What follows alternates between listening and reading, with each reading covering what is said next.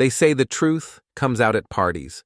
What they don't tell you is that sometimes it comes out through a microphone, amplified for 200 of your wife's Harvard colleagues to hear, while you're standing there in your only decent suit like a museum exhibit labeled Small Town Failure. My name is Porter Kellor, and I owned Kellor Auto and Electric in Castle Stream, Massachusetts.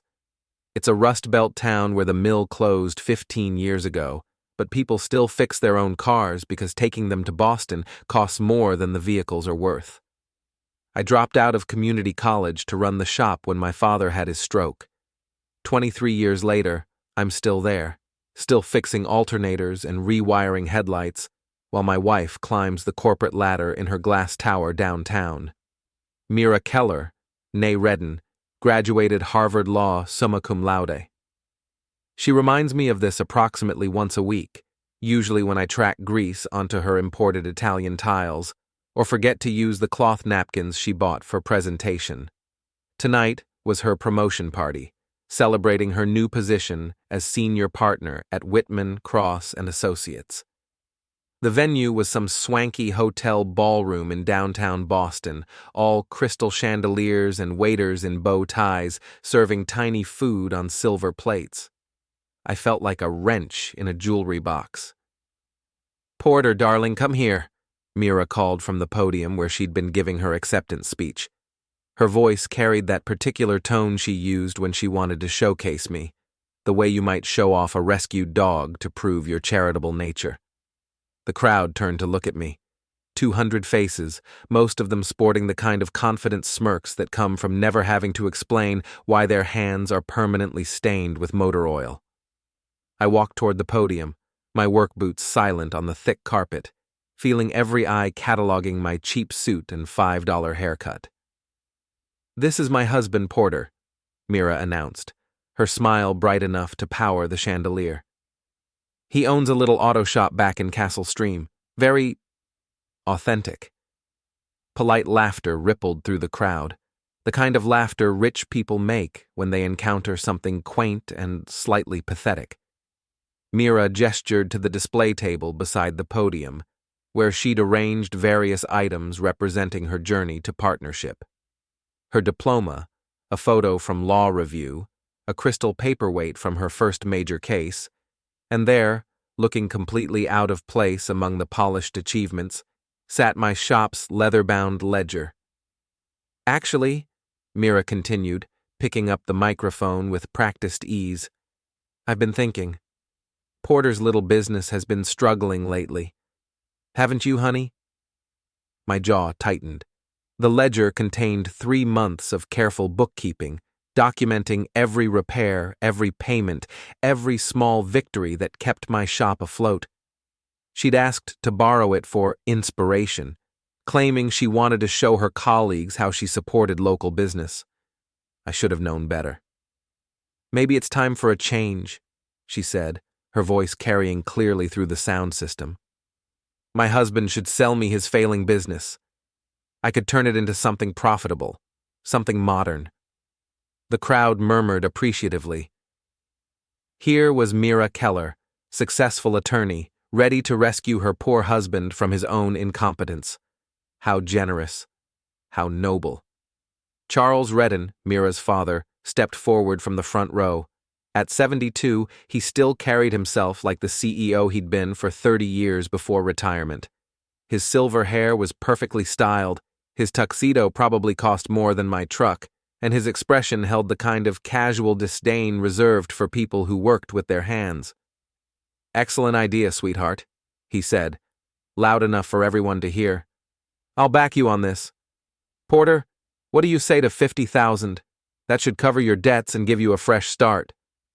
50,000, for a business I'd built from nothing in a building my grandfather had paid for with 40 years of mill work, containing equipment I'd maintained and upgraded piece by piece over 2 decades. The shop's property alone was worth twice that, never mind the customer base and reputation I'd spent years building. The crowd waited for my response. I could see it in their faces, the expectation that I'd be grateful, that I'd shake Charles Redden's manicured hand and thank him for the generous offer, that I'd play the role of the humble blue-collar husband overwhelmed by his wife's success and wisdom. Instead, I walked to the display table and picked up my ledger. The leather was worn smooth from years of handling, the pages filled with my careful handwriting, documenting every transaction, every customer, every small triumph that kept my business alive. I closed it slowly, the sound audible in the suddenly quiet ballroom.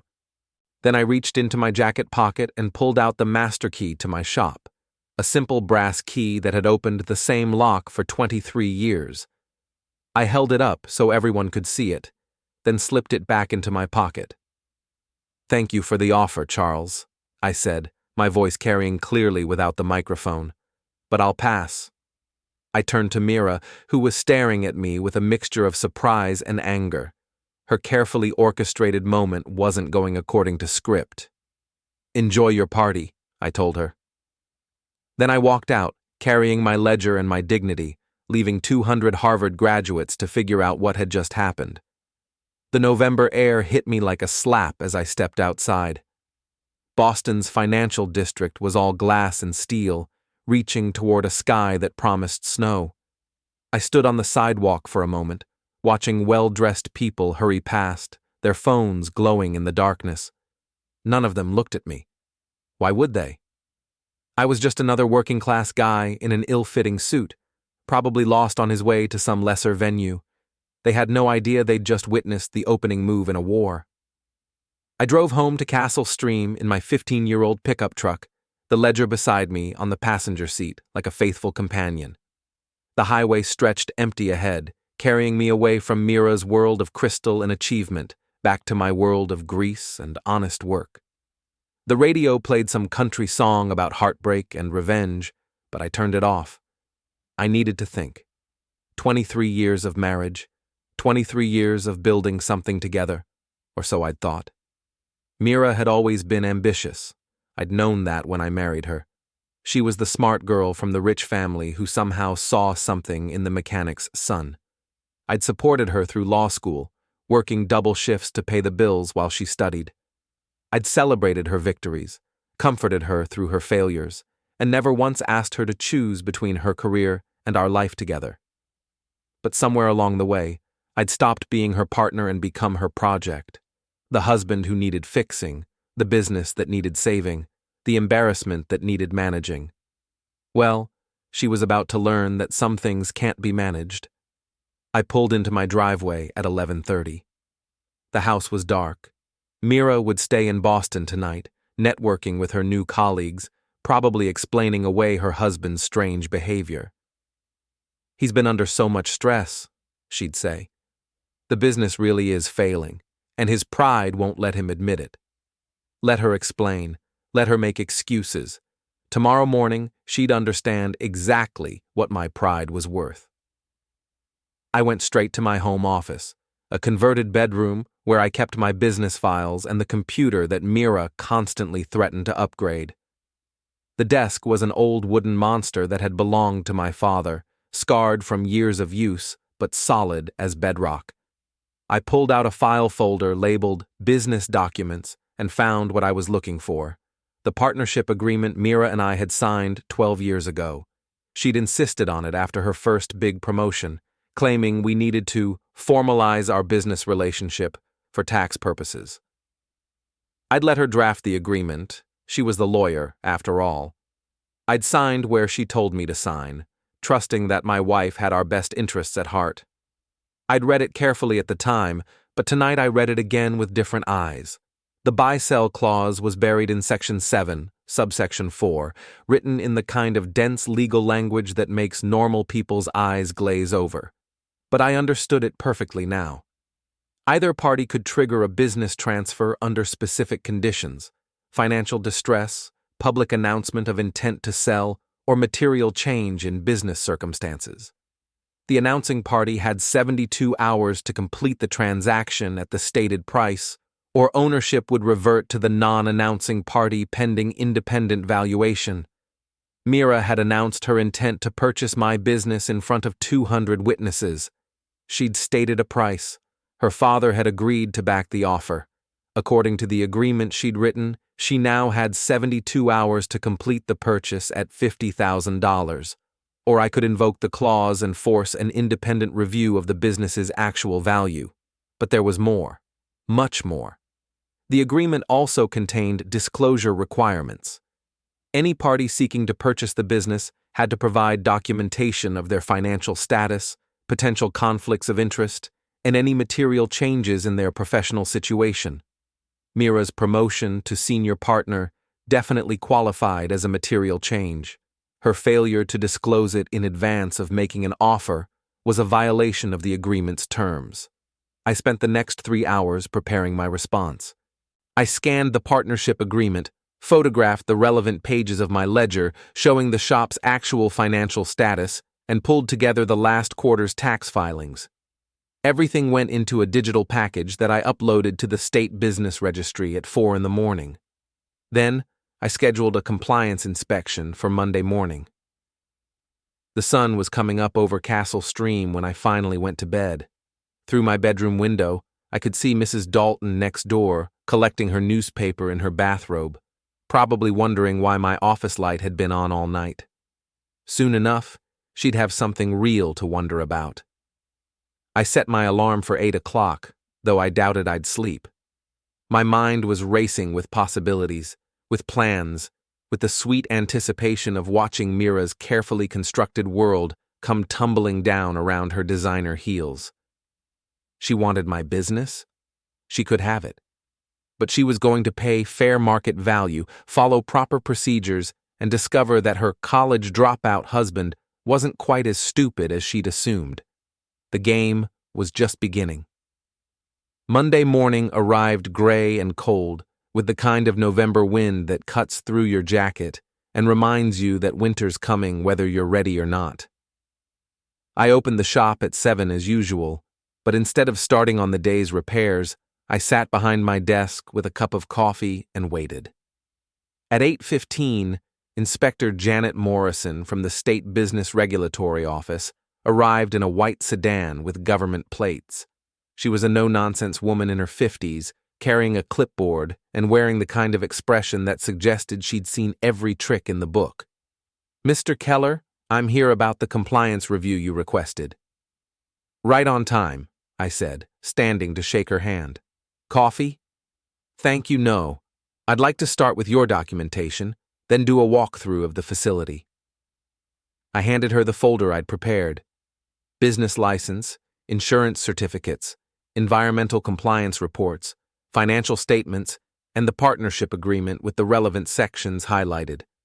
She reviewed everything methodically while I pretended to organize my tool inventory. "This is interesting," she said after 10 minutes. "According to this agreement, any purchase offer triggers a mandatory disclosure period. Has Mrs. Kellor provided the required documentation?" "Not yet. She made the offer Saturday night.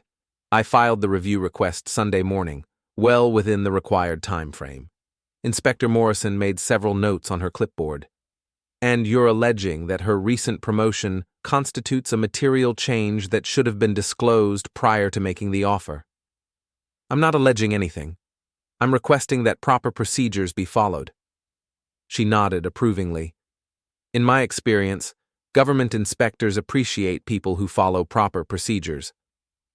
We were halfway through the facility walkthrough when Mira's BMW pulled into the parking lot, followed immediately by her father's black Cadillac. Through the shop's front window, I could see Mira on her phone, gesturing angrily as she spoke. Charles climbed out of his car carrying a briefcase and wearing his best intimidation face. "Mr. Kellor," Inspector Morrison said quietly, "I should mention that any attempt to interfere with this inspection could result in additional complications." "I'll keep that in mind." Mira burst through the front door like she owned the place, which, I suppose, she thought she did. She was dressed for battle in a charcoal gray suit that probably cost more than most people's monthly rent, her blonde hair pulled back in the severe style she wore to court. Behind her, Charles looked like a man accustomed to getting his way through sheer force of personality and checkbook intimidation. "Porter, what the hell do you think you're doing?" Mira demanded, then noticed Inspector Morrison. "Who are you?" Inspector Morrison, State Business Regulatory Office. I'm conducting a compliance review. A compliance review? For what? I stepped forward, enjoying the confusion on my wife's face. For the purchase agreement you announced Saturday night. Standard procedure when ownership transfer is involved.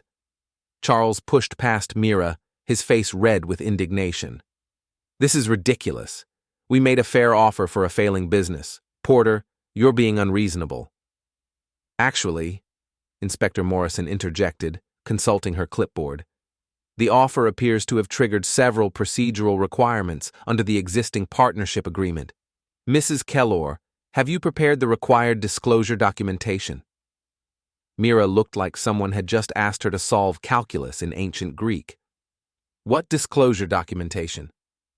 Financial status, conflict of interest statements, material changes in professional circumstances. According to the partnership agreement you drafted, these are mandatory for any purchase offer. I watched my wife's face cycle through confusion, realization, and fury in the space of about 10 seconds. She'd written the agreement herself, but apparently she'd never expected it to be used against her. That's a technicality, she sputtered. It's the law, Inspector Morrison replied calmly, which you, as an attorney, should certainly understand. Charles stepped forward, pulling out his checkbook with a flourish. Look, let's cut through the red tape. I'll write a check right now for $75,000. That's 25 more than we offered. Inspector Morrison shook her head. I'm afraid it doesn't work that way, sir. The original offer triggered the review process. Any changes to the terms require starting over with proper documentation. This is insane, Mira said. Porter, you're sabotaging your own business out of spite. I'm following the procedures you established, I replied. You know those legal requirements you're always lecturing me about? Charles was turning an interesting shade of purple. Inspector, surely there's some way to expedite this process. I'm prepared to make a very generous contribution to the State Regulatory Fund. The temperature in the room dropped about 20 degrees. Inspector Morrison slowly turned to face Charles, her pen hovering over her clipboard like a sword. Sir, did you just attempt to bribe a state official? No, of course not. I was simply suggesting. I think you should stop suggesting and start leaving, both of you. This inspection will continue without interference. Mira grabbed her father's arm before he could dig the hole any deeper. We'll be back, she told me, with proper legal representation. I look forward to it, I said. Don't forget the disclosure documentation. They left in a cloud of expensive perfume and barely contained rage. Through the window, I watched them stand beside their cars, having what looked like a heated argument. Mira was waving her hands while Charles jabbed his finger toward the shop. Finally, they got in their respective vehicles and drove off, probably to find the most expensive lawyer in Boston. Inspector Morrison finished her review an hour later. Everything appears to be in order, Mr. Kellor. Your business license is current, safety protocols are properly documented, and financial records show a stable, profitable operation. Profitable? According to your tax filings, you've shown consistent revenue growth over the past 3 years. Hardly what I'd call failing. She handed me a copy of her report. The compliance review is complete.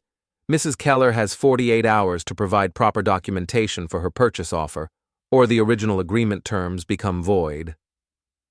After she left, I sat in my office reading her report. Stable, profitable operation. Consistent revenue growth. In black and white, official government language that contradicted everything Mira had said about my failing business. I was still reading when my daughter Ellie walked in. At 17, she was a perfect blend of her mother's intelligence and her grandfather's sense of entitlement. She'd been accepted to 3 Ivy League schools and never let me forget it. Dad, what's going on? Mom called me, and she was furious. Your mother made a business offer. I'm making sure she follows proper procedures. Ellie rolled her eyes. Come on, Dad. Everyone knows the shop is barely breaking even. Mom's trying to help you. Is that what everyone knows? Look, I love you, But let's be realistic. Mom's the successful one in this family. Maybe it's time to admit that and let her take over. I held up Inspector Morrison's report. According to the state of Massachusetts, this is a stable, profitable business. Want to explain how everyone knows something that isn't true? Ellie glanced at the report, her confidence wavering slightly. Well, maybe the numbers look okay on paper, but what? But you're not. You don't have Mom's education, her connections, her vision for growth. Vision for growth. She sounded exactly like her mother, parroting phrases she'd heard at dinner table conversations about my shortcomings. How long had they been discussing my inadequacies? How many family meals had turned into strategy sessions about managing the family failure? Ellie, let me ask you something. What do you think I do here? You fix cars.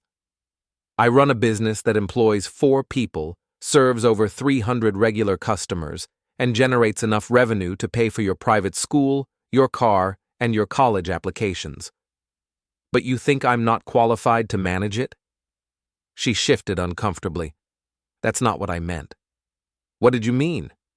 Just, Mom has bigger plans, better plans. For my business. For our family's future. Our family's future. As if I wasn't part of it. As if 23 years of building something from nothing didn't count because I didn't have the right diploma hanging on my wall. Your mother's plans just hit a legal snag, I told her. She'll need to provide financial disclosure, conflict of interest statements, and documentation of her recent promotion before any purchase can proceed. You're really going to make her jump through all those hoops? I'm really going to make her follow the law she wrote. Ellie left without saying goodbye, pulling out her phone as she walked to her car, probably calling Mira to report on our conversation. I was becoming the enemy in my own family, the unreasonable obstacle standing between them and their vision of success. Fine. If they wanted an enemy, I'd give them one. Tuesday morning brought the first snow of the season and a certified letter from Whitman, Cross & Associates. Mira had retained her own law firm to handle the purchase, a conflict of interest so obvious it was almost comical. The letter demanded that I accept the original $50,000 offer within 24 hours or face legal action for breach of contract. I called my own attorney, Jake Brennan, a former public defender who'd opened his own practice after getting tired of watching guilty rich people walk while poor innocents got railroaded. Jake specialized in David and Goliath cases, and he had a particular dislike for Harvard lawyers who thought they could intimidate working-class defendants. Porter, this is beautiful, he said after reviewing the partnership agreement. She wrote herself into a corner and doesn't even realize it. The disclosure requirements are ironclad, and her law firm representing her creates an additional conflict. We can drag this out for months. I don't want to drag it out. I want to end it. What do you mean? The agreement has a termination clause. If either party fails to meet their obligations within the specified time frame, the non-breaching party can void the entire partnership and assume full control of all business assets. Jake was quiet for a moment, reading through the legal language. Porter, do you understand what you're saying? If we invoke this clause, Mira loses any claim to the business entirely. No buyout, no partnership percentage, nothing. I understand perfectly. She's going to fight this, hard, and she's got resources. Let her fight. She wrote the rules. Wednesday afternoon, I was replacing a transmission in a 2018 Honda when Mira showed up with reinforcements. She brought 2 lawyers from her firm, a private investigator, and a court stenographer. They marched into my shop like an occupying army, briefcases and recording equipment in hand. Mira Kellor, announced the lead attorney, a sharp-featured woman in her 40s. I'm Rebecca Walsh from Whitman, Cross & Associates. We're here to conduct a formal deposition regarding your refusal to honor the partnership agreement. I wiped my hands on a shop rag and looked around at my customers' cars. Ma'am, this is a working garage. You're interfering with my business operations. Your business operations are the subject of this deposition. Not without proper notice and a court order. Mira stepped forward, her face tight with frustration. "Porter, stop being difficult. We're trying to resolve this professionally." Professionally would have been providing the required disclosure documentation. Instead, you hired your own firm to intimidate me. The private investigator, a heavy-set man with the demeanor of an ex-cop, started taking pictures of my equipment and customer files. I walked over and stood directly in front of his camera. "Sir, you're interfering with our investigation. You're trespassing on private property without authorization." Rebecca Walsh consulted her tablet. "Mr. Kellor, as a partner in this business, Mrs. Kellor has the right to inspect all operations and documentation." "Actually, she doesn't."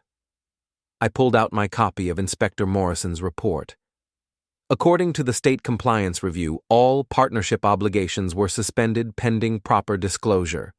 Until Mrs. Kellor provides the required documentation, she has no legal standing in this business. The lawyers huddled together, whispering urgently. Mira stood apart from them, staring at me with an expression I'd never seen before. Not anger, not frustration, but something closer to fear. For the first time in our marriage, she was facing a situation she couldn't control through superior education and family connections. "This isn't over," she said finally. "No," I agreed. "It's not." They left as dramatically as they'd arrived, but not before the private investigator tried to palm one of my customer files. I caught him at the door and relieved him of the folder with a grip that left no doubt about my feelings on theft. "Careful," I told him. "This is a working man's neighborhood. People here don't appreciate fancy folks trying to steal from them." That evening, I sat in my office reviewing the partnership agreement one more time. Mira had been thorough when she'd written it, anticipating every possible scenario except the one where her husband might actually use her own legal expertise against her. The termination clause was buried in Section 12, written in language so dense it took 3 readings to fully understand. But the meaning was clear. If either party failed to meet their disclosure obligations within the specified time frame, the partnership could be dissolved immediately, with all assets reverting to the compliant party. Mira had 48 hours from Monday's inspection to provide proper documentation. It was now Wednesday evening. She'd spent those 48 hours hiring lawyers and private investigators instead of following the procedures she'd established. Tomorrow morning, I would invoke the termination clause and become the sole owner of Kellor Auto and Electric. My phone rang at 11 o'clock, Mira's number. "Porter, we need to talk." "Talk. Not over the phone. Meet me at Flanagan's. 1 hour. Flanagan's was a roadhouse bar on the outskirts of town, the kind of place where Castle Stream's working class went to drink away their troubles and argue about sports. It wasn't Mira's usual environment. She preferred wine bars with names like Vintages and The Grape Escape. "Why Flanagan's?" "Because it's neutral territory, and because I don't want this conversation overheard by anyone who matters." Anyone who matters. Even when she was asking for a meeting, she couldn't resist reminding me that my people didn't count. 1 hour, I said, and hung up. Flanagan's bar squatted on Route 9 like a monument to better times, when Castle Stream still had jobs and people had money to spend on more than just getting by. The neon Budweiser sign flickered in the window, casting red shadows across the gravel parking lot, where pickup trucks and aging sedans huddled against the November cold. I arrived first and took a booth in the back corner, where I could watch the door and keep our conversation away from the regulars at the bar. The place smelled like cigarettes and fried food, with an undertone of spilled beer that had soaked into the wooden floors over decades. It was honest working-class atmosphere, exactly the kind of place Mira usually avoided like a communicable disease. She walked in 20 minutes later, looking as out of place as a diamond ring in a toolbox. Her tailored coat and leather boots probably cost more than most of Flanagan's customers made in a month, and every head in the bar turned to watch her navigate between the tables. She'd traded her courtroom armor for civilian clothes, but she still carried herself like someone accustomed to being the smartest person in the room. Porter. She slid into the booth across from me, declining my offer to take her coat. Thank you for meeting me. You said we needed to talk. We do. She glanced around nervously, taking in the Confederate flag behind the bar and the collection of hunting trophies mounted on the walls. This place is atmospheric. It's honest, something you might want to try. Her jaw tightened. I didn't come here to trade insults.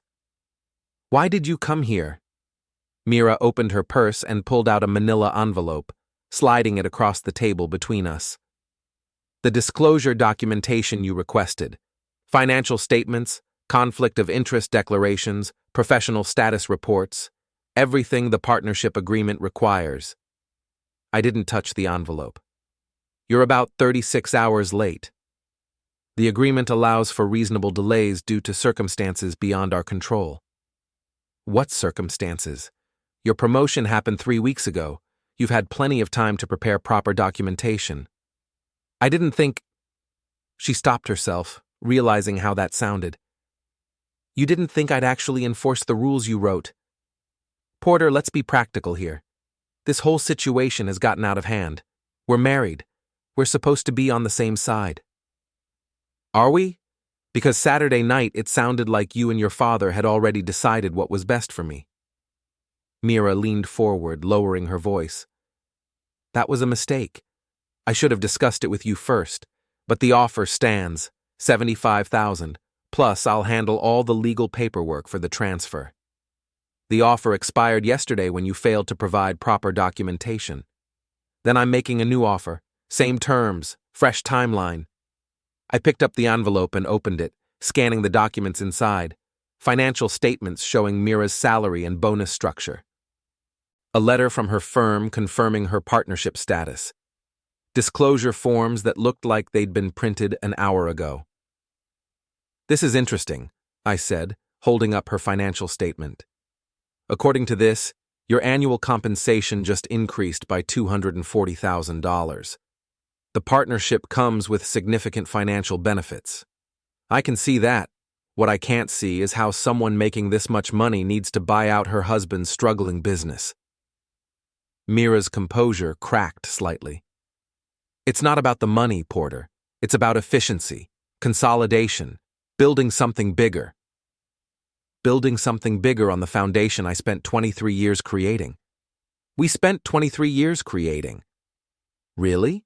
When was the last time you changed a spark plug, balanced a tire, dealt with a customer who couldn't afford to fix their car but needed it to get to work?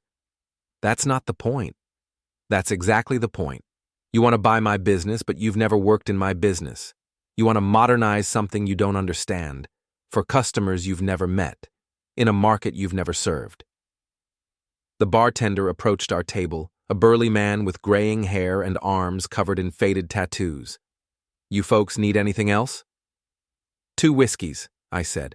Make them doubles. I don't drink whiskey, Mira protested. Tonight you do.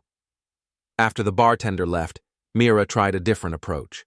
Porter, I know you're angry about how this was handled. You have every right to be. But we can fix this. We can work together.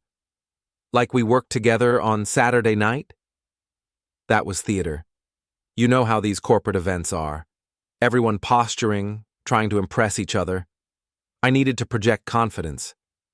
By humiliating me in front of 200 strangers. By showing them that I could handle complex business decisions, that I was ready for the partnership. The whiskeys arrived. I downed mine immediately, feeling the burn spread through my chest.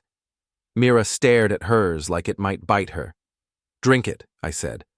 Porter, you want to negotiate in my world, you follow my rules. Drink the whiskey. She picked up the glass and took a small sip, her face scrunching in distaste. Happy? Ecstatic. Now explain to me why I should sell you my business when you just demonstrated that you can't even handle a simple drink in a working-class bar.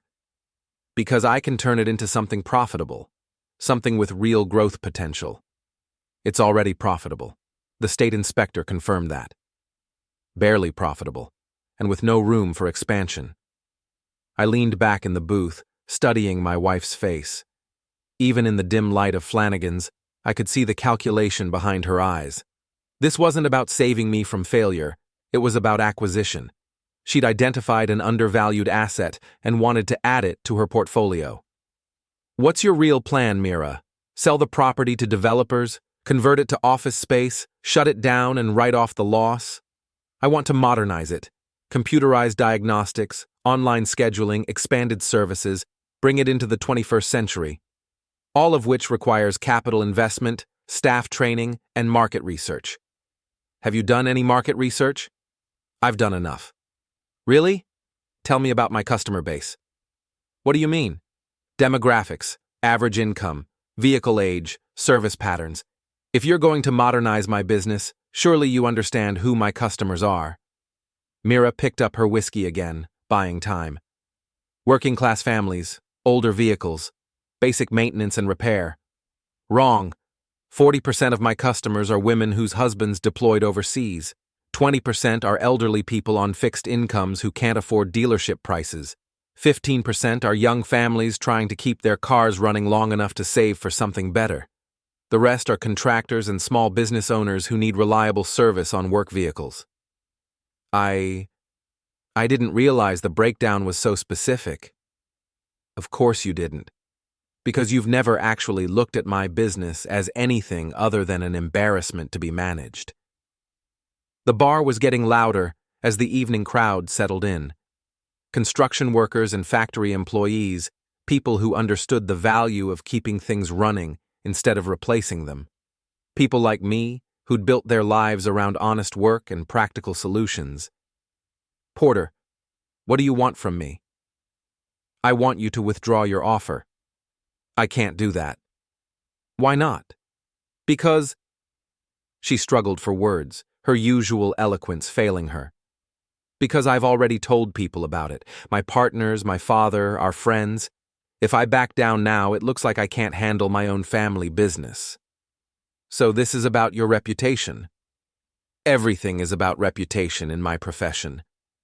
Not in mine. In my profession, it's about competence.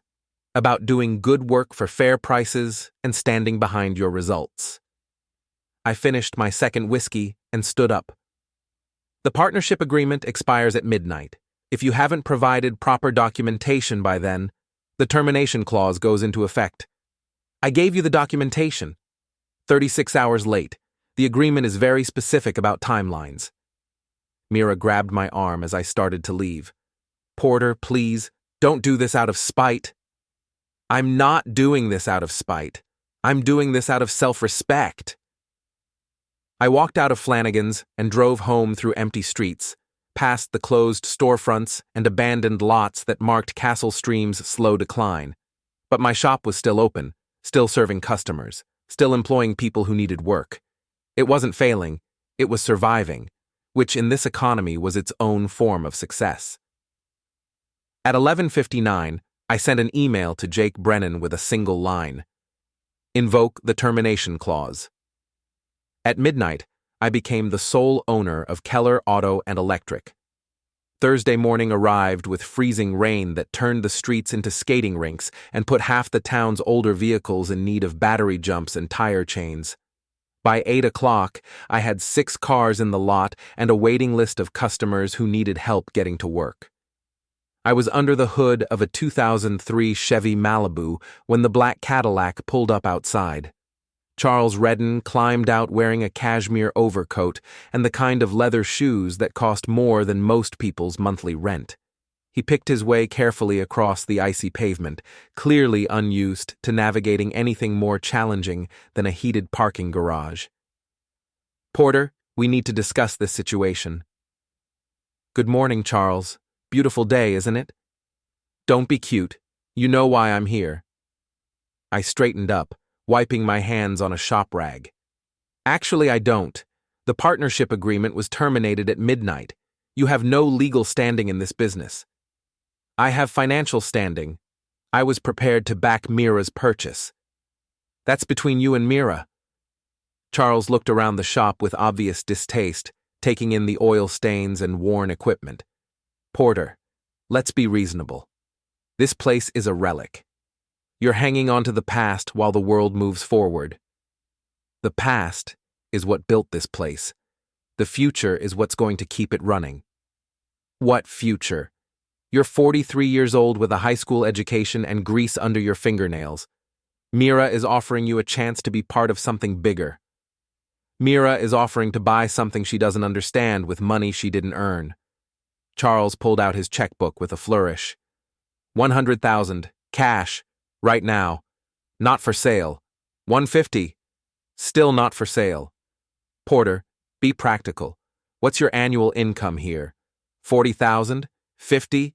I'm offering you 3 years' salary for a business that's barely breaking even.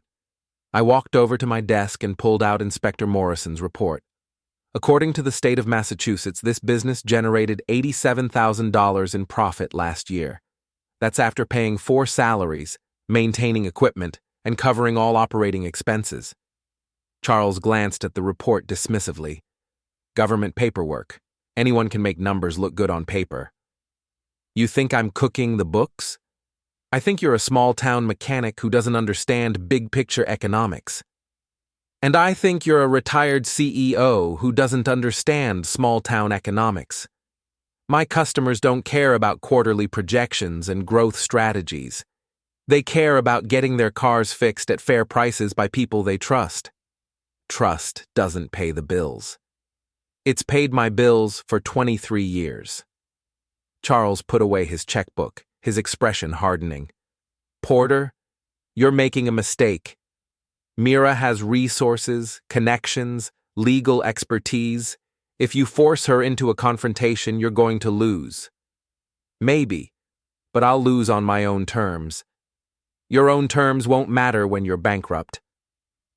After he left, I called Jake Brennan to discuss next steps. The termination clause was legally solid, but Charles was right about one thing. Mira had resources. She could tie me up in court for months, maybe years, bleeding me dry with legal fees even if she ultimately lost. Porter, I need to ask you something, Jake said. How far are you willing to take this?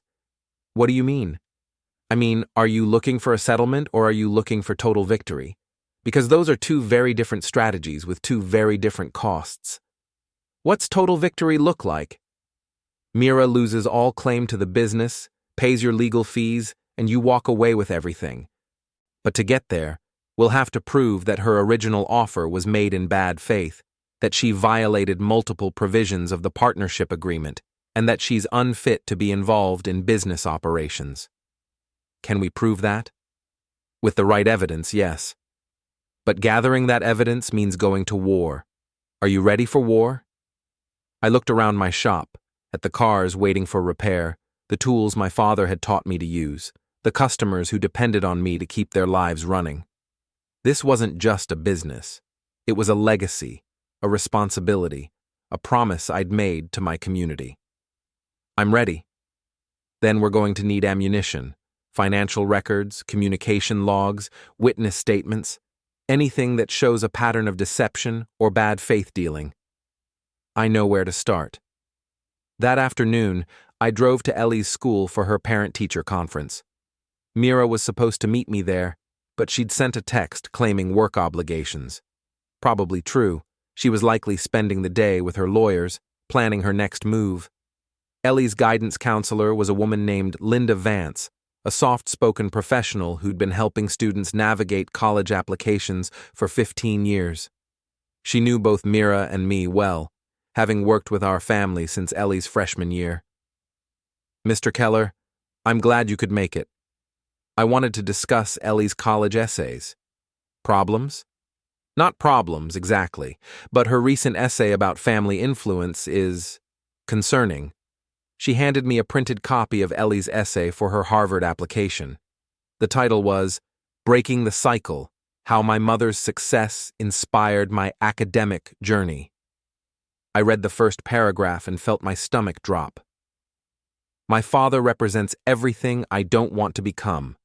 A man trapped by limited education and small-town thinking, unable to adapt to a changing world. My mother, by contrast, embodies the power of education and ambition.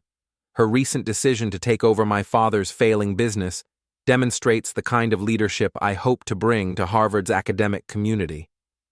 When did she write this? 2 weeks ago, before your wife's promotion party. 2 weeks ago. Before Mira had made her public offer, she'd already discussed her plans with our daughter. Ellie had written her college essay around the assumption that Mira would be taking over my business. Ms. Vance, I need to ask you something confidential.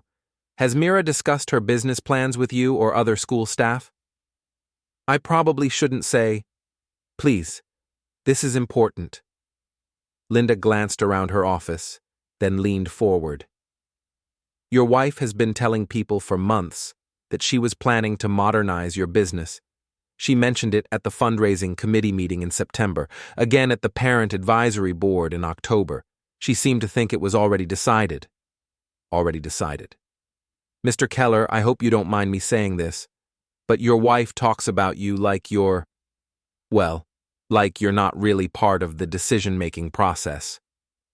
I drove home in a daze, Ellie's essay burning in my jacket pocket, like evidence of a crime I hadn't known was being committed. Mira hadn't made a spontaneous offer at her promotion party. She'd been planning this takeover for months, discussing it with friends and colleagues, even involving our daughter in her strategy. The partnership agreement required good faith dealing and mutual consent for any major business decisions. Planning a hostile takeover while pretending to be a supportive spouse definitely violated the spirit of that requirement, and probably the letter as well. I had my ammunition. That evening, I sat in my office preparing a comprehensive response to Mira's legal threats. But first, I had a phone call to make. Ellie, it's Dad. We need to talk. I'm studying for my calculus exam. This is more important than calculus. Dad, I really don't have time. I read your Harvard essay. Silence. Come home. Now. She arrived an hour later, her face flushed with cold and embarrassment. I was waiting in the living room with her essay spread out on the coffee table like evidence at a trial. Dad, I can explain. Explain what? That you've been planning my professional humiliation for months? That you and your mother have been discussing my inadequacies behind my back? That you think I'm everything you don't want to become? Ellie sat down across from me, her usual confidence replaced by something that might have been shame. It's just an essay. I had to write about family influence. You could have written about how I taught you to work with your hands, how I showed you the value of honest labor, how I built a business that put food on our table and paid for your education. But that's not... you're not... I'm not what? You're not successful. Not like Mom. Define success. You know, money, status, respect, the things that matter. I picked up Inspector Morrison's report and handed it to her. Read this. She scanned the document, her expression changing as she absorbed the details. This says your business is profitable. Consistently profitable for 23 years. But Mom said, your mother said what she needed to say to justify taking over something she's never understood. Ellie set down the report, her hands shaking slightly. I don't understand. Why would she lie? Because she's not lying exactly. She genuinely believes that her way is better, that her education and connections can improve everything I've built. She can't see the value in what already exists. So what happens now? Now you decide whether you want to be part of your mother's plan or part of your family's future. What's the difference? Your mother's plan involves destroying everything I've worked for and rebuilding it in her image. Your family's future involves respecting what we've built together and finding ways to make it stronger. Ellie was quiet for a long time, staring at her essay like it was written in a foreign language. Finally, she looked up at me with tears in her eyes. Dad, I'm sorry. I didn't know. Now you do. The question is, what are you going to do about it? I'll rewrite the essay. That's a start. But even as I said it, I knew that rewriting an essay wouldn't undo months of planning and manipulation. Mira had been preparing for this takeover long before her promotion party, building support among family and friends, positioning me as an obstacle to progress rather than a partner in success. Tomorrow, the real war would begin. Friday morning brought the kind of bitter cold that makes your breath visible and your car engine reluctant to start. I arrived at the shop early, wanting to get a head start on the day's work before the inevitable confrontation with Mira's legal team. The termination clause was legally solid, but I'd learned enough about my wife's methods to know she wouldn't accept defeat quietly. I was replacing brake pads on a 2016 Ford Focus when Jake Brennan called with an update. "Porter, we've got problems. Mira filed an emergency injunction claiming you terminated the partnership agreement through fraud and coercion." "On what grounds?" "She's arguing that you manipulated the compliance inspection process to create artificial deadlines, and that the termination clause is unconscionable because it allows one party to seize all assets without compensation." I set down my wrench and walked to the office where I could talk privately. Can she make that stick? Maybe. Emergency injunctions have a low threshold for initial approval. The judge just has to find that there's a reasonable chance of irreparable harm if the status quo isn't maintained. What's the timeline? Hearing is Monday morning.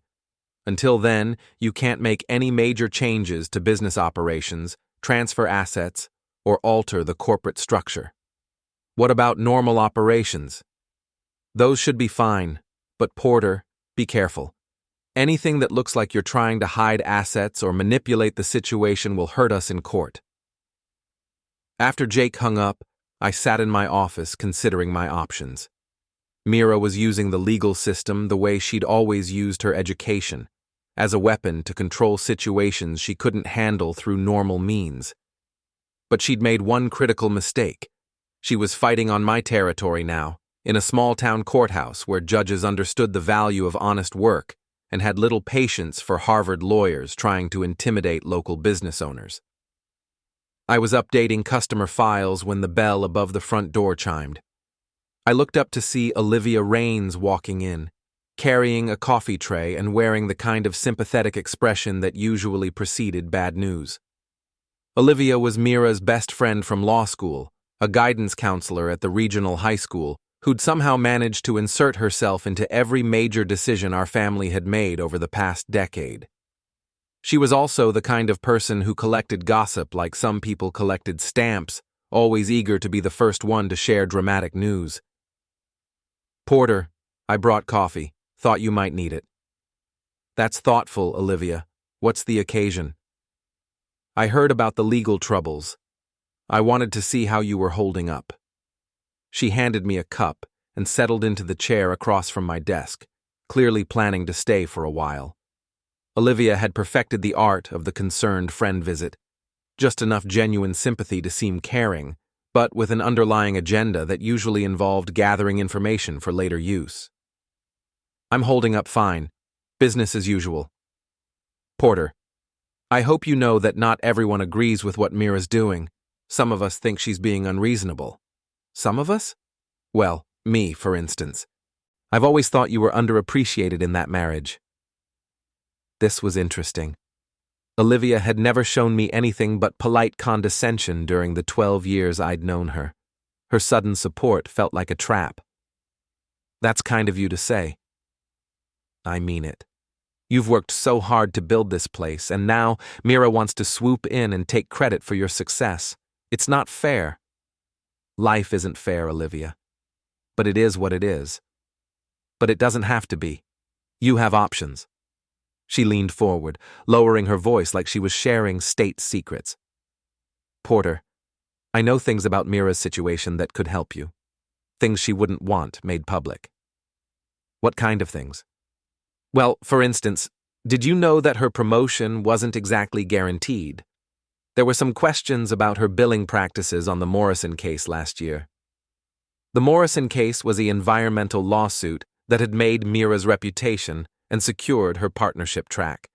She'd worked on it for 18 months, logging enormous billable hours and ultimately winning a settlement that saved her client millions. What kind of questions?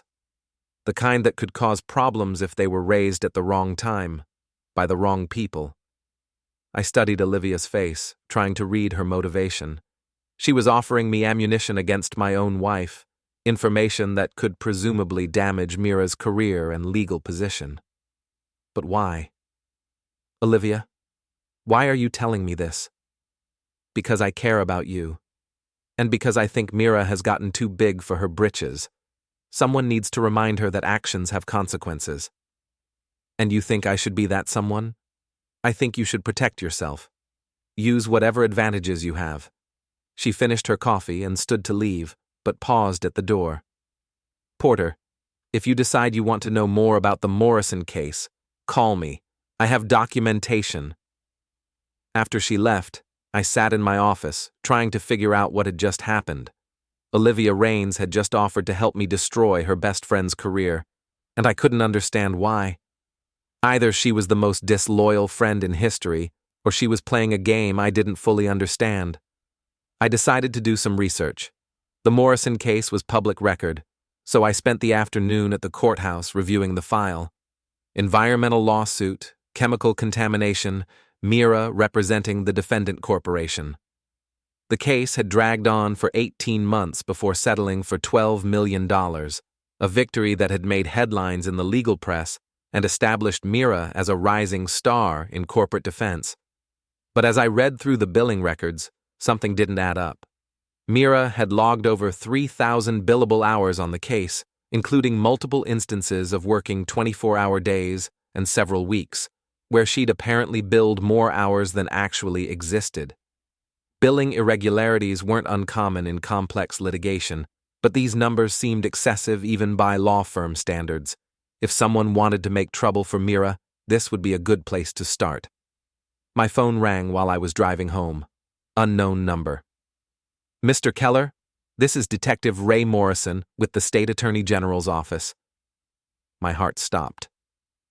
Detective Morrison? I understand you've been reviewing the Morrison environmental case file. That's interesting timing.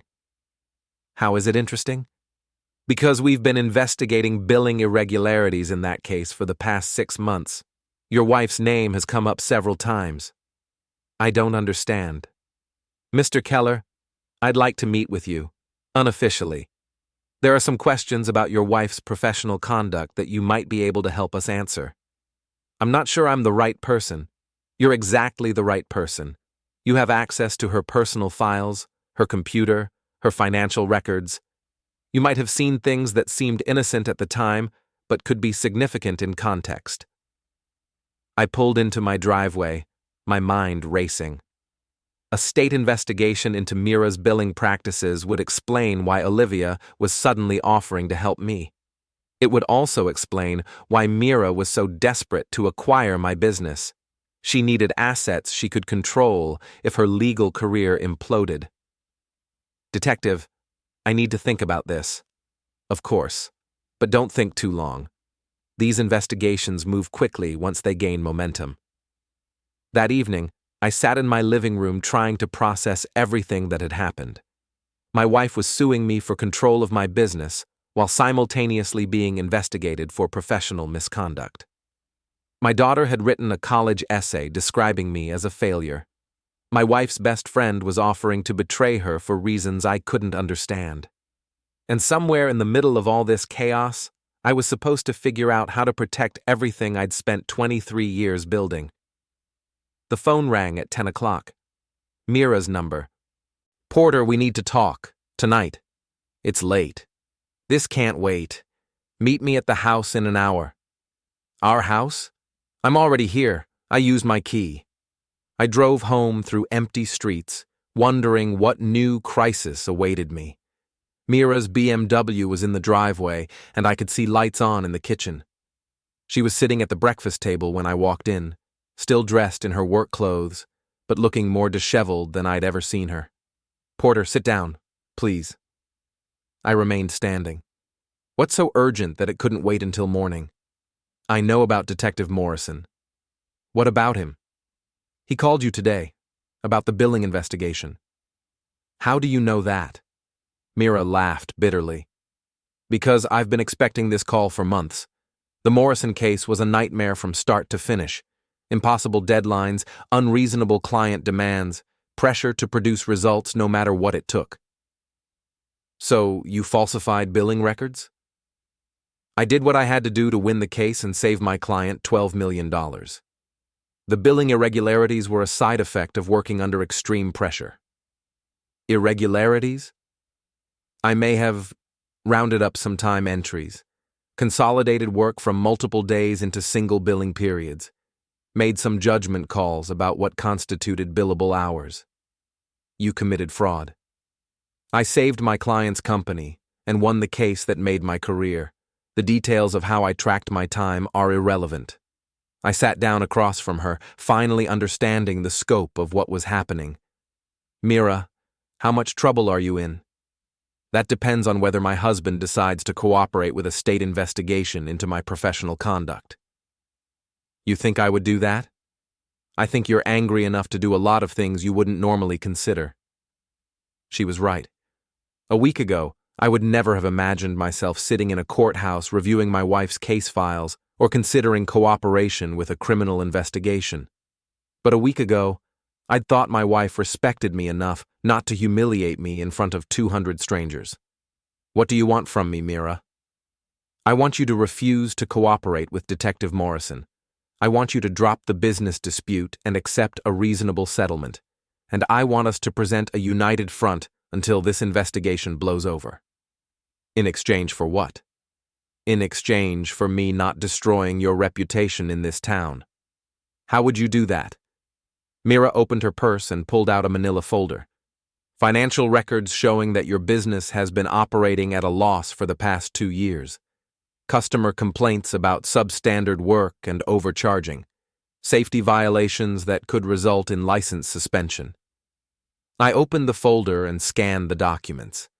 They were professionally prepared, thoroughly documented, and completely fabricated. This is all lies. It's all believable, especially when presented by a respected attorney with deep community connections. You would really do this? I would really protect myself and my career using whatever means necessary. I closed the folder and slid it back across the table. You know what the difference is between you and me, Mira? What? When I fight, I use the truth. When you fight, you make up whatever truth serves your purpose. The truth is whatever people believe, Porter, and people believe what they're told by credible sources. We'll see about that. I stood up and headed for the door, but Mira's voice stopped me. Porter, if you cooperate with that investigation, I will destroy everything you care about. Your business, your reputation, your relationship with Ellie. I will make sure this town sees you exactly the way I described you at the promotion party, as a failure who couldn't accept his own limitations. And if I don't cooperate? Then we work together to get through this crisis and move forward as a family. Whose definition of family? The only definition that matters, mine. I walked out of the house and drove back to the shop, where I sat in my office until dawn, thinking about truth and lies and the price of standing up to people who think they're smarter than everyone else. At 8 o'clock Saturday morning, I called Detective Morrison.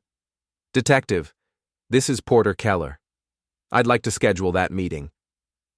Detective Ray Morrison looked exactly like what Central Casting would order for a state investigator. Mid-50s, gray hair, cheap suit, and the kind of patient expression that suggested he'd heard every lie in the book and wasn't impressed by any of them. We met at a diner 20 miles outside Castle Stream, far enough from town to avoid curious eyes and loose tongues. Mr. Kellor, I appreciate you agreeing to meet with me. Before we start, Detective, I need to understand something. Is my wife under criminal investigation?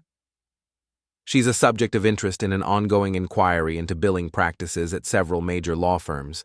Whether that becomes a criminal matter depends on what we find. And you think I can help you find something? Detective Morrison pulled out a small notebook and flipped through several pages. Your wife billed 3,247 hours on the Morrison case over 18 months. That's an average of 62 hours per week, every week, with no vacations or sick days. During one particular month, she billed 340 hours, which works out to 11 hours every single day, including weekends.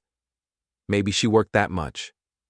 Mr. Kellor, during that same month, your wife attended your daughter's school play, hosted a dinner party for 8 people, and took a long weekend trip to Martha's Vineyard. We have photos from her social media accounts showing her at the beach while she was supposedly billing 14-hour days.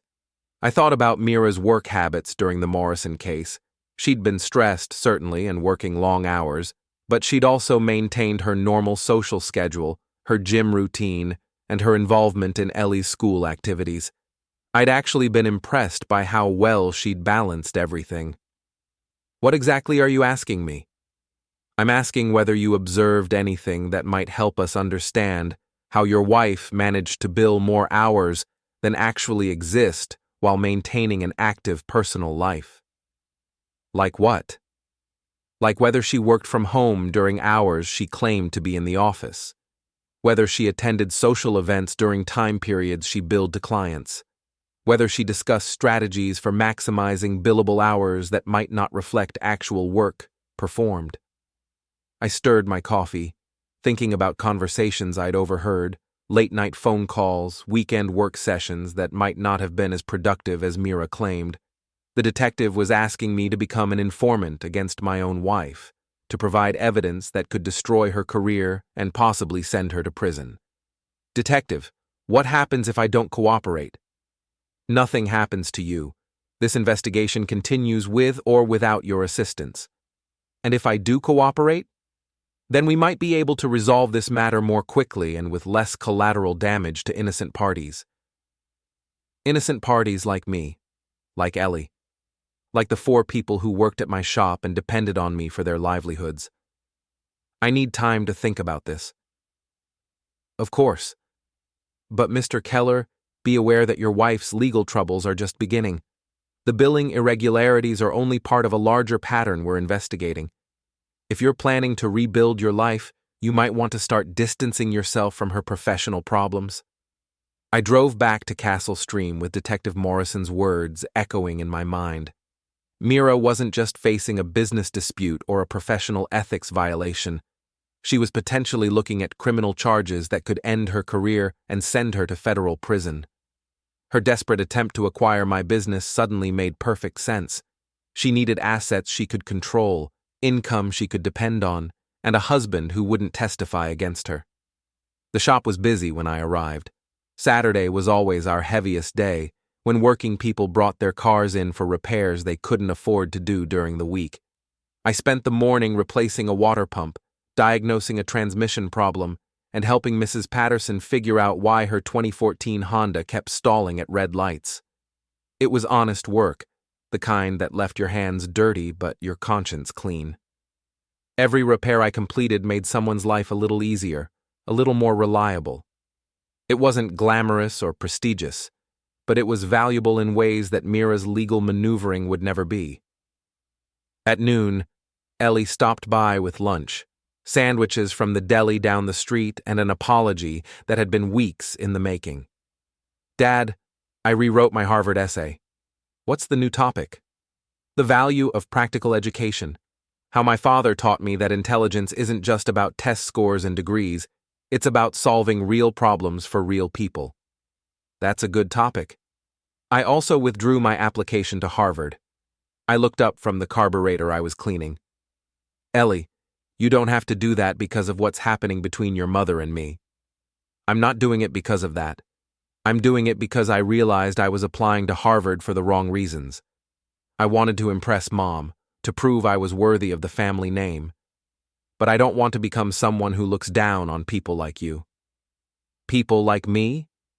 People who build things instead of just talking about them. People who solve problems instead of creating them. People who care more about doing good work than getting credit for it. She sat down on a work stool, looking more serious than I'd ever seen her. Dad, I want to learn the business. Really learn it, not just the financial side that Mom cares about. I want to understand what you do here, why it matters, how it all works. It's not easy work, Ellie. It's physically demanding, sometimes frustrating, and the money isn't great. But it's honest work, and it's yours. Nobody can take it away from you or tell you how to do it better when they've never done it themselves. Your mother isn't going to be happy about this. Mom isn't going to be happy about a lot of things. I heard about the state investigation. How did you hear about that? Olivia Raines called me this morning. She said you were cooperating with investigators who were trying to destroy Mom's career. Olivia again. The woman seemed to have her fingers in every aspect of this situation, stirring up trouble and spreading information that should have been confidential. What did you tell her? I told her that if Mom's career could be destroyed by the truth, then maybe it deserved to be destroyed. That was diplomatic. I'm tired of being diplomatic. I'm tired of pretending that Mom's way is automatically better just because it's more expensive and complicated. We spent the afternoon working together, with Ellie learning basic diagnostic procedures while I handled the more complex repairs. She was a quick learner, asking intelligent questions and showing the kind of mechanical aptitude that couldn't be taught in any classroom. Watching her work, I could see a different future taking shape, one where my business had a real succession plan instead of just being absorbed into someone else's portfolio.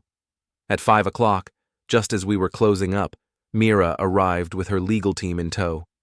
3 lawyers in expensive suits, carrying briefcases and recording equipment, looking like an invasion force preparing to occupy enemy territory.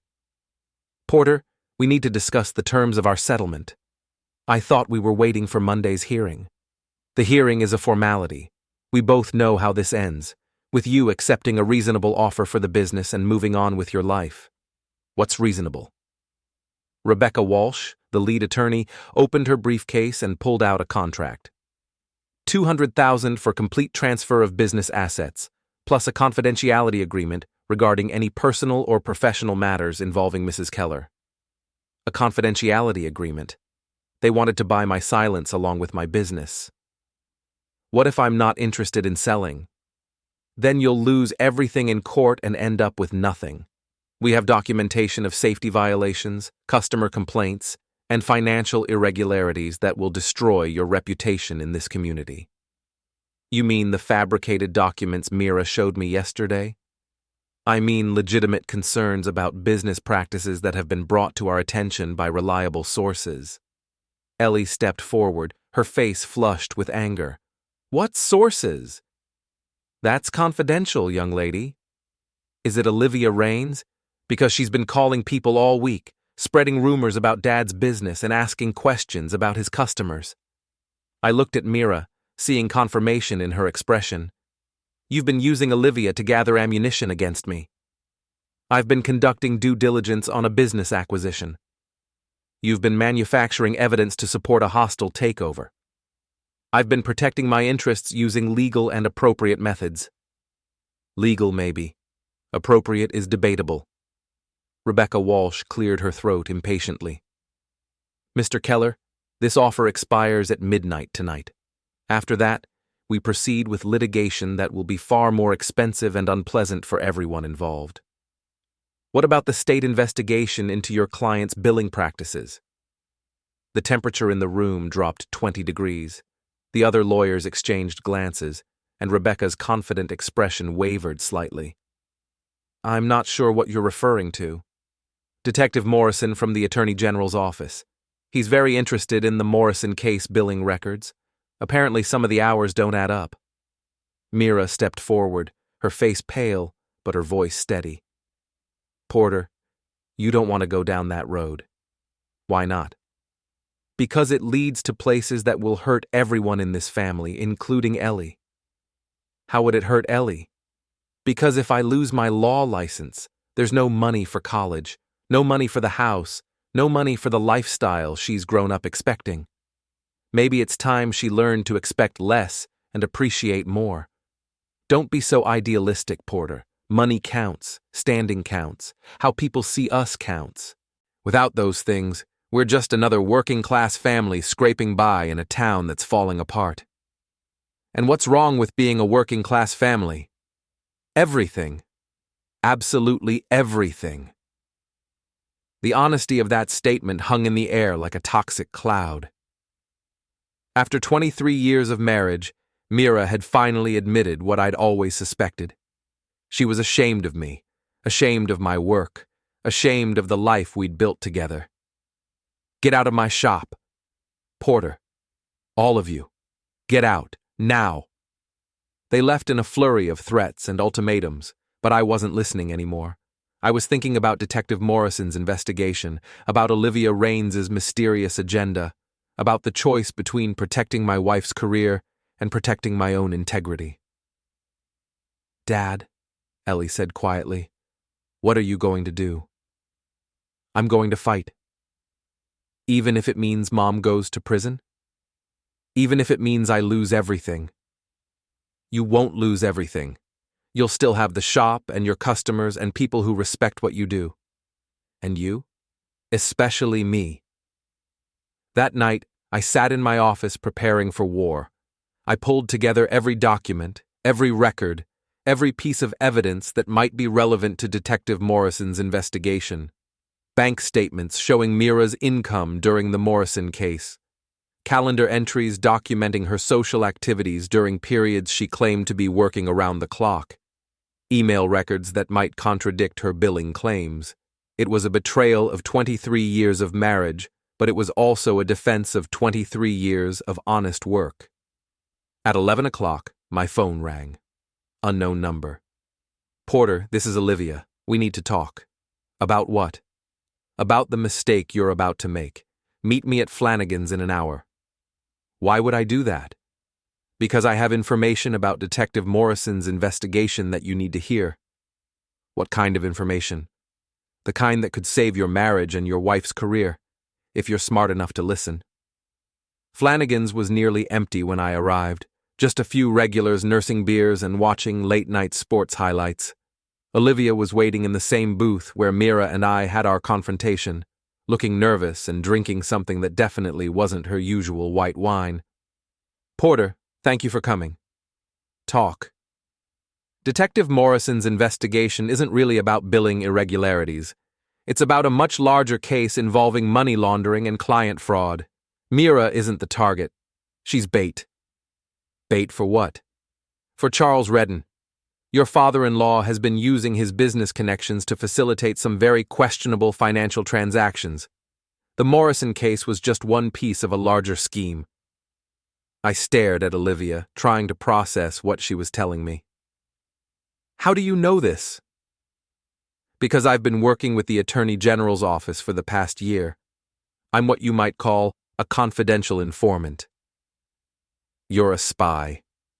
"I'm a concerned citizen who noticed some irregularities in how certain legal cases were being handled. Cases involving Charles Redden's business associates." "And you've been feeding information to the state?" "I've been documenting evidence of financial crimes that could destroy dozens of innocent families if they're not stopped." "What does this have to do with me?" Olivia leaned forward, her voice dropping to a whisper. "Porter, if you cooperate with Detective Morrison's investigation into Mira's billing practices, you'll be helping them build a case against Charles, but you'll also be destroying your wife's career for crimes she didn't commit. She falsified billing records. She made some questionable judgment calls under extreme pressure from her father and his associates. The real criminals are the people who put that pressure on her. So what are you suggesting?" "I'm suggesting that you focus your cooperation on the real target. Help them get Charles, and Mira might be able to plea bargain her way out of serious consequences." "Why should I trust you?" "Because I'm the only person in this whole mess who's actually trying to protect your family." I finished my beer and stood up to leave. "Olivia, I appreciate the information, but I'm done playing games with people who think they're smarter than everyone else." "Porter, wait. There's something else you need to know." "What?"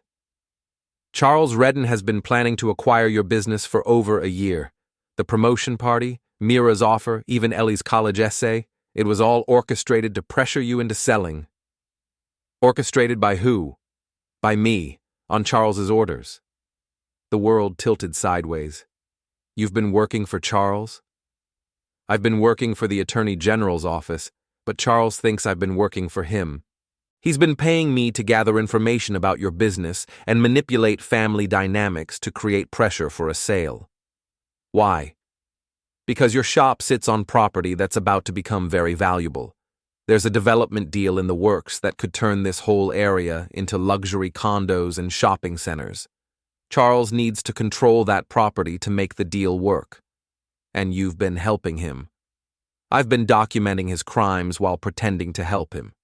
Every conversation, every payment, every instruction has been recorded and turned over to the state. I sat back down, my mind reeling. Olivia, what the hell is really going on here? What's going on is that you're caught in the middle of a federal investigation into political corruption, money laundering, and real estate fraud. Your business isn't failing. It's sitting on a gold mine that some very powerful people want to steal. And my wife? Your wife is a pawn who got in over her head trying to impress her father. She doesn't deserve to go to prison for his crimes. But she does deserve to lose her career for her own choices. Maybe, but Porter, if you help them get Charles, you can probably save your marriage and your business. If you just focus on destroying Mira, you'll lose everything, and the real criminals will walk away rich. I drove home through empty streets, trying to sort through everything Olivia had told me. If she was telling the truth, then my property was worth far more than I'd realized, and my family had been manipulated by people with agendas I'd never suspected. If she was lying, then I was being played by yet another person who thought they could control me through superior information and strategic deception. Either way, Monday morning's court hearing was going to be very interesting. At midnight, I made my decision. I called Detective Morrison and left a voicemail requesting an emergency meeting. Then I called Jake Brennan and told him to prepare for the most complex case of his career. Finally, I called Mira. Porter, it's late. It's time for the truth, Mira. All of it. What do you mean? I mean, it's time for you to decide whether you want to save your